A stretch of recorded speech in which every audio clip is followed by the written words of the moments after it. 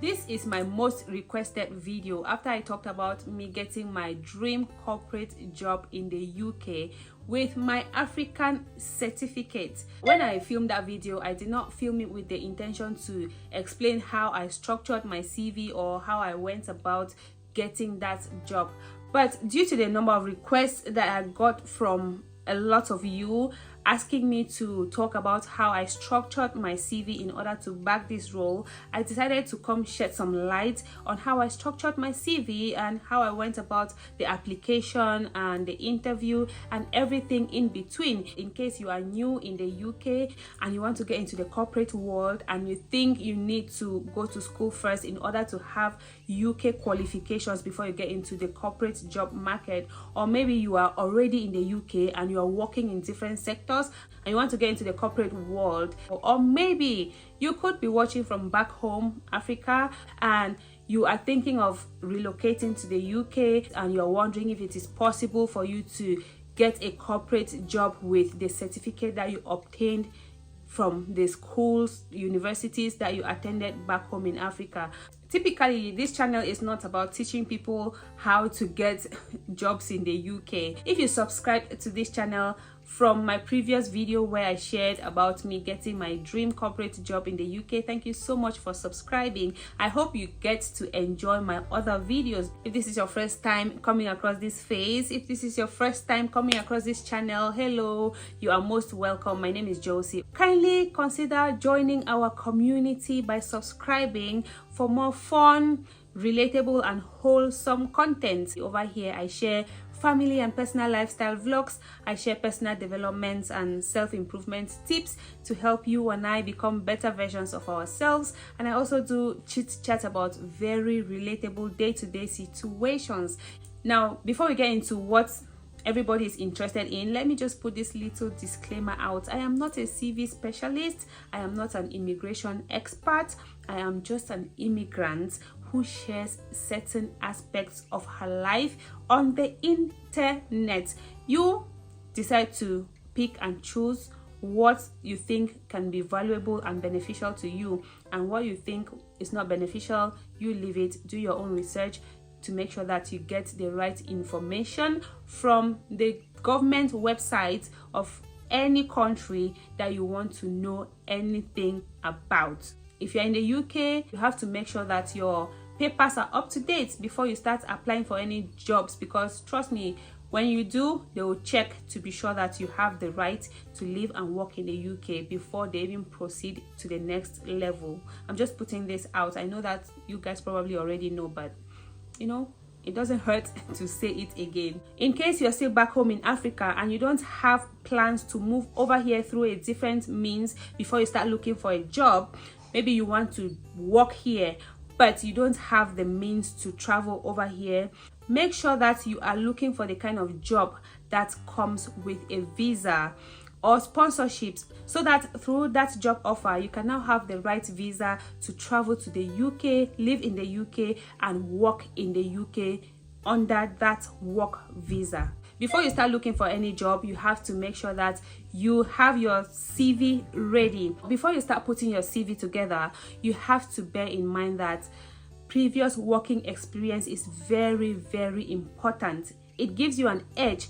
But if you don't have any previous working experience in the field that you are applying for, do not be afraid, because there are employers out here who understand that there are people who are fresh out of university and they are willing to give them an opportunity to start from somewhere, as long as these people who are applying for these jobs have the right educational background in the field that they want to get into. And one more thing, it is important to write your CV in UK's acceptable CV format.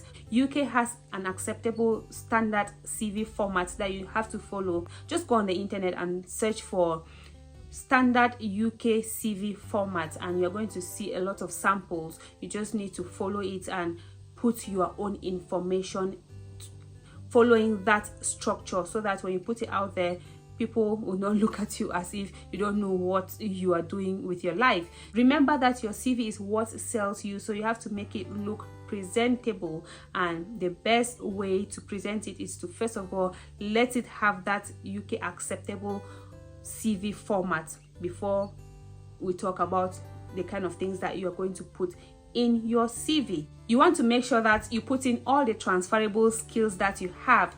Be a little bit creative with your CV.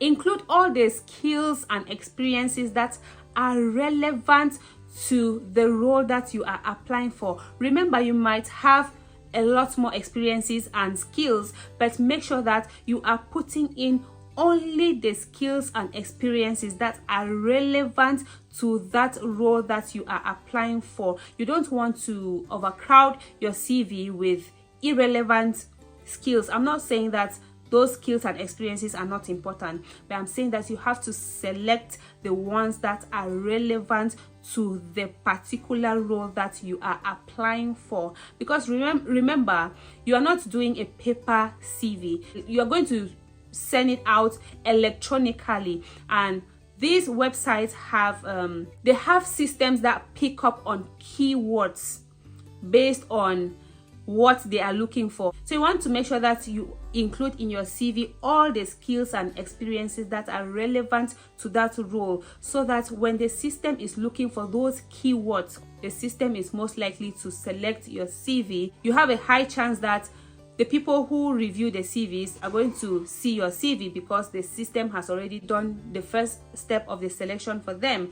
I hope this is making sense. When putting any information on your CV, from your skills, your experiences, and all of that, make sure you put in as much as possible, but be careful not to put in more than you can defend during your interview. If they happen to ask you to shed more light on anything that you mentioned on your CV, it is very unlikely that they will ask you certain questions about things you've put on your CV. But just be sure that whatever you are putting on your CV are things that you can defend, just in case any question comes up for you to explain something that you mentioned in your CV. If you don't have many years of experience on the role that you are applying for, maybe you don't have experience in this country, but do not worry. You might have done the same role in Africa. You know, our system back home is a bit different from the systems back here. If you're coming straight from Africa like myself, do not be afraid. Use the experiences that you have from back home that are relevant to the role that you are applying for, and just make sure that you are well prepared for the interview. If you succeed to pass the interview stage, trust me, any organization that hires you is going to train you on the job before they start expecting you to work independently. I think the most important thing about the CV is to mention the skills and experiences that you have that are relevant to the role that you are applying for. That is the highlights of putting your CV together. And also in your personal profile, you know, the little write-up that you do about yourself, make sure that your personal profile is not about how many kids you have, or if you're married or you're not married, or how old you are. Those things are irrelevant. Just state who you are and what level of education you have in your personal profile, and what you are willing to do and what you have to offer. Go on the internet, you're going to see a lot of samples. It's unfortunate that I cannot put my CV here for you guys to see. So make sure that your personal profile is brief, not long. Put in the kind of information that when any employer sees, they would want to hire you. The kind of information that stands out. Put in the kind of information that you know that when somebody reads, it will put you one step above your competitors. Because remember, there are lots of people applying for this same role that you're applying for, and make sure that you're only putting in things that are relevant to the role that you are applying for.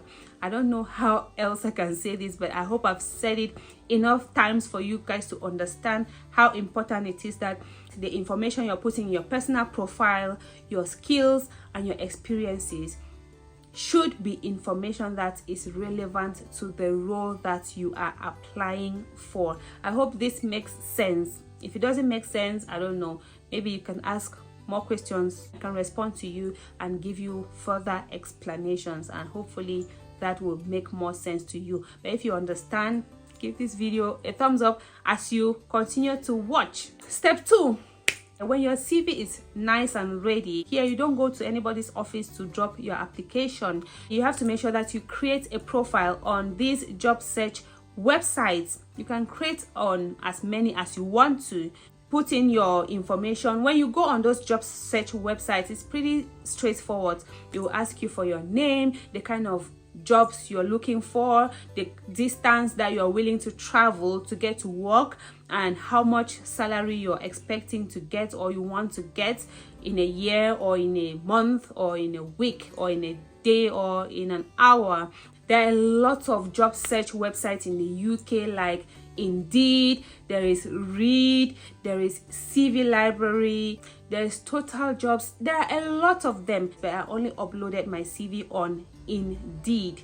That's where I put my CV and I put in all my information and the kind of jobs that I was looking for. And also I went and searched for the kind of jobs that are already available on that website, and I applied for 3, and 2 out of those 3 called me. When you create your profile on those job search websites, put in the kind of jobs that you're looking for, and you'll see there are a lot of jobs that different organizations advertise on these job search websites.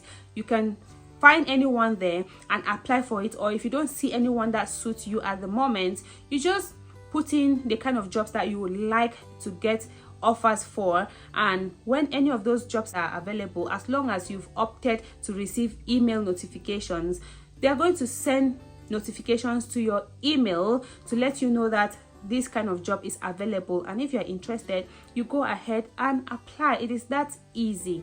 Usually when you've applied for jobs, they might send you an email with an offer and ask you if you're interested. You can give them a call or reply to the email so that they can proceed. Personally, what they did to me is that they gave me a call and asked me if I was interested in that role.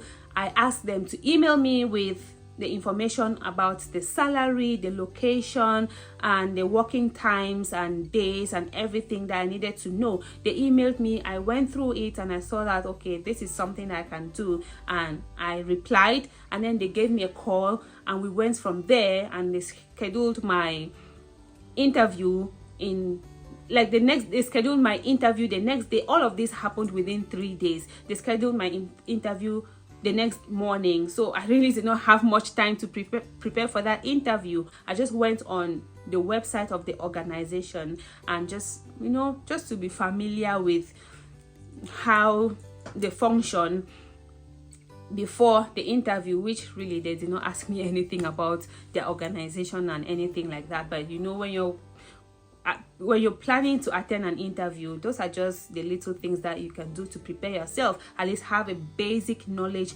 of the organization that you are applying for before you attend an interview. If possible, you can find out information about the person who is going to be your boss or the person that is going to give you an interview, because before they book you in for an interview, they'll send you an email with the person's name who is going to interview you.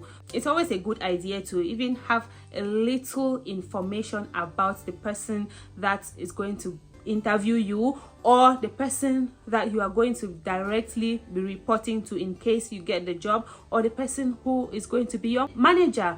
It makes things a lot easier for you, just to know. It gives you a level of confidence. I'm not saying that this is like something that you must know, but it's a good idea. If you have enough time to do it. I did not have enough time, but I made sure that I at least had a general knowledge about the organization, what their motto is, their goal, and all of that. I did all of that in one night, because they told me like today that I'll be having my interview the next morning at 9:30 a.m.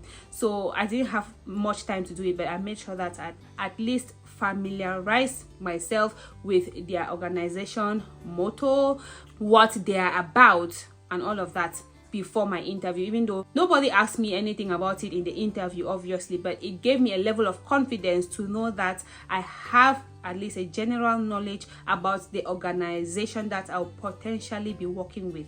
That is just a tip for you, something that you can do. About interviews, what I can tell you is that you need to be confident in yourself. Confidence is what is going to make you respond to any question properly. If you are not confident, you're not even going to be sure about anything you're saying. Sometimes you might not give the best answers, but the way you say it will make them know that, okay, this person at least has a certain level of confidence. But sometimes you might know something, but if your level of confidence is low, the way you say it can just be off-putting to the person who is interviewing you. Be confident, relax your mind. Know that these people who are interviewing you, they might have a different skin color, but they are human beings like you. So you need to relax. Don't let anything tension you. These people are human beings like you. That is how I had to have a self-talk with myself, because that was my first interview. Even though it was virtual, but I was being interviewed by 2 people, and it was going to be my first ever formal interview that I'm having with anybody in this country. So I had to have a self-talk with myself. If you're anything like me, I talk to myself from time to time, okay? I had to talk to myself that these people are human beings like me. The worst that can happen is that, okay, I might not get the role, but it doesn't mean that I will never get a job. I'll keep on searching. When they came on the video call, I was smiling. Make sure you smile, dress appropriately as well, and be in a quiet environment, away from distractions. If you're doing a virtual interview, okay, don't be on an interview and your kids are running and crying in the background.